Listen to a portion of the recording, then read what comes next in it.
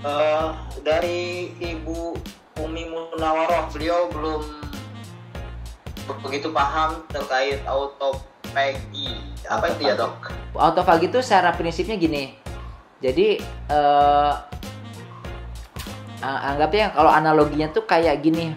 Kalau pabrik lah, kalau kita kerja di pabrik gitu, kayak pabrik motor gitu ya, kan ada bagian produksi namanya tuh.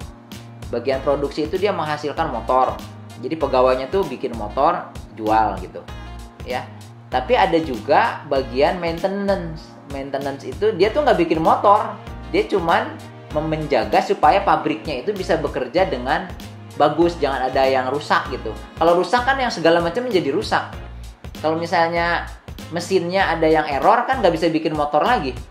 Nah itu tuh ada yang meriksa kerusakan-kerusakan itu terus memperbaiki kalau ada yang rusak.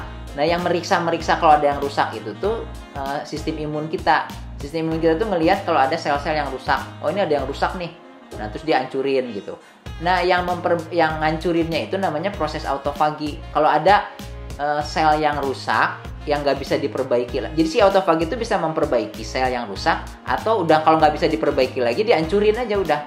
Itu namanya proses autofagi. Autofagi itu yang dapat Nobel tahun berapa itu tuh, yang orang Jepang dapat Nobel itu dia tuh bisa menentukan bagaimana cara kita pengen tahu peningkatan aktivitas autofagi di suatu jaringan. Itu tuh dapat Nobelnya tuh gara-gara itu. Jadi autofaginya sebenarnya normal, semua orang tuh ada. Di badan kita kan pabrik yang sangat rumit gitu. Itu tuh menghasilkan makanan, memproses makanan jadi energi, segala macam lah kerjanya. Nah ada yang bagian maintenance yang melihat semua sel-sel di seluruh tubuh kita itu, sel liver gimana, ada masalah nggak, ada yang rusak nggak, itu kan maintenance namanya. Jadi ada yang meriksa mesin yang ini, ada yang meriksa komputernya, ada yang meriksa kartu absensinya, ada yang lampu-lampunya dilihat supaya si mesin, si pabrik itu bisa bekerja dengan bagus. Nah kalau udah ada yang rusak terus bisa diperbaiki, itu pakai autofagi juga. Jadi yang dihancurkan cuman organel di dalam selnya aja. Misalnya mobilnya rusak tapi akinya aja yang rusak, ya udah akinya aja diganti, mobilnya jangan dihancurin.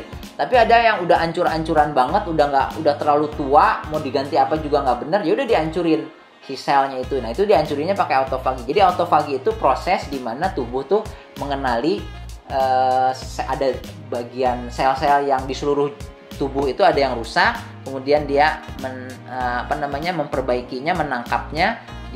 Istilahnya kalau autofagi itu dimakan gitu. Kalau udah nggak bisa diperbaiki, dimakan aja gitu. Si selnya tuh udah ada autofagosom namanya. Jadi si sel tadi itu tiba-tiba dihancurin, kemudian dimakan, kemudian itu tuh supaya kenapa harus dilokalisir, supaya kalau misalnya dihancurin di sekitar sel itu nanti bakal bikin peradangan di sekitar selnya. Makanya si sel yang rusak itu tuh dilokalisir dulu, baru dihancurin di dalam si autofagosomnya. Karena kalau misalnya kayak misalnya kita tabrakan misalnya ya, kebentur, itu kan si sel-selnya langsung kena, itu rusak, jadi ngeradang, jadi nyeri gitu. Itu karena kerusakannya terjadi di jaringan.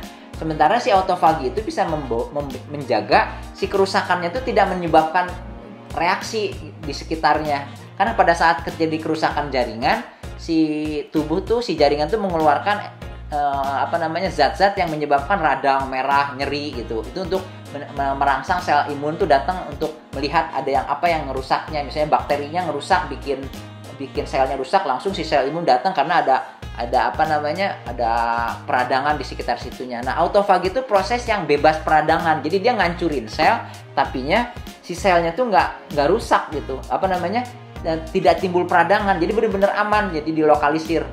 Jadi yang rusak itu dimasukin dulu ke fagosom, autofagosom, terus dihancurin di dalam. Nanti si bahan-bahan yang dihancurin itu bisa dipakai untuk membangun sel baru, asal ada growth hormone dan asal ada stem cell-nya gitu.